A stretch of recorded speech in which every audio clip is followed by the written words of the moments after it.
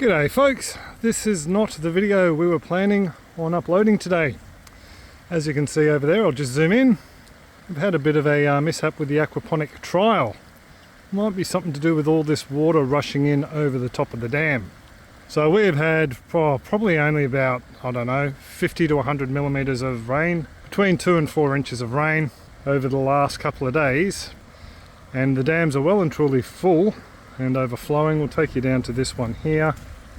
We've posted videos before when we first moved in, around about this time last year, funnily enough, with all this water that we had, and we had problems with the dams breaking. You can actually see it's coming right over the top of the wall there. We've had that much rain in the last hour or so. Bianca and I have just spent the last 20 minutes cleaning out the drains from around the house so we didn't have water come through the house from down the shed. But yeah, there's a lot of water coming down here off the sort of slope up towards the house, and this is the next dam.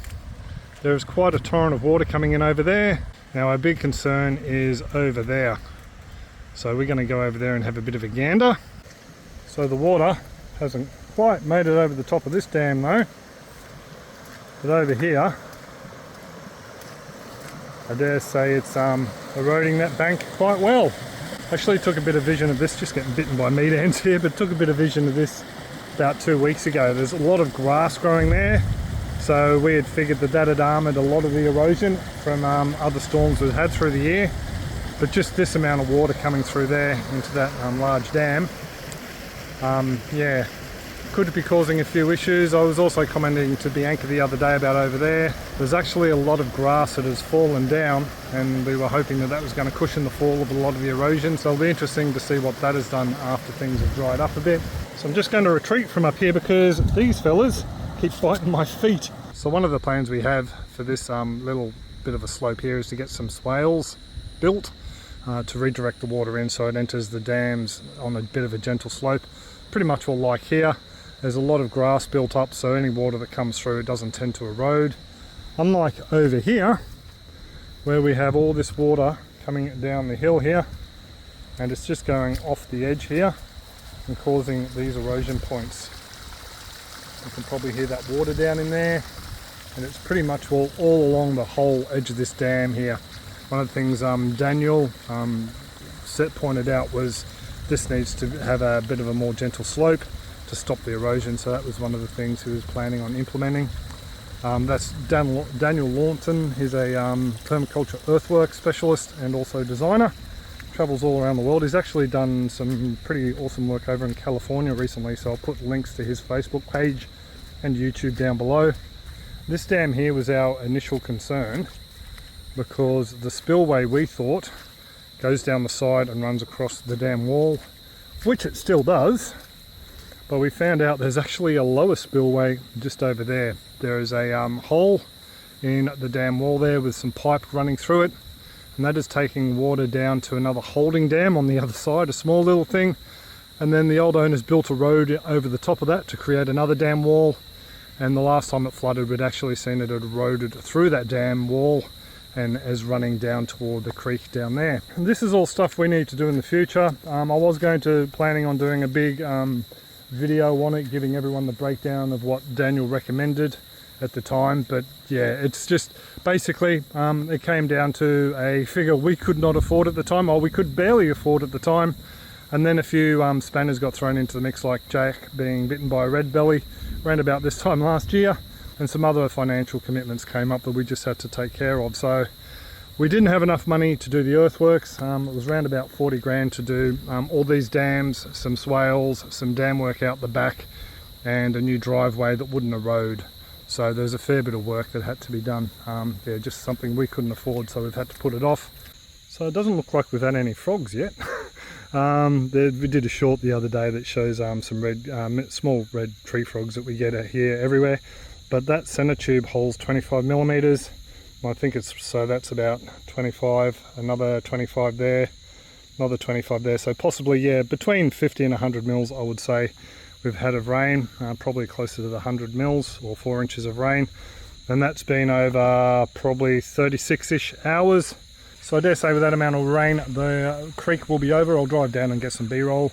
Yeah, so it's just below the 1 metre mark, and I dare say it is still rising because there's no debris and leaves on the side of the road there, either that or on the other side.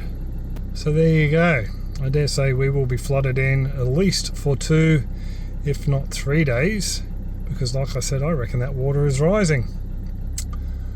Back to the house. Basically anything over around about 50 millimeters in the water will go over the bridge if there's already a lot of water in the ground. So we generally don't take the car out if there's anything over 10 centimeters or 4 inches over the road, but the ute will happily take about a foot worth, but I don't like to push it much higher than that. Just walking back to the house, and I stumbled upon this. I don't know if you can hear that, but that is not a good sound. We will need to investigate this, methinks. Not happy, Jan. So we're not 100% sure what's going on in that hole, other than we heard the gurgling. But Bianca and I just buried the compost, and she came up here to the overflow to fill the bucket up with water. And there's no water coming out, which is rather strange, seeing as all the rain we've had. Seeing it was overflowing yesterday. Yeah, so it's about there.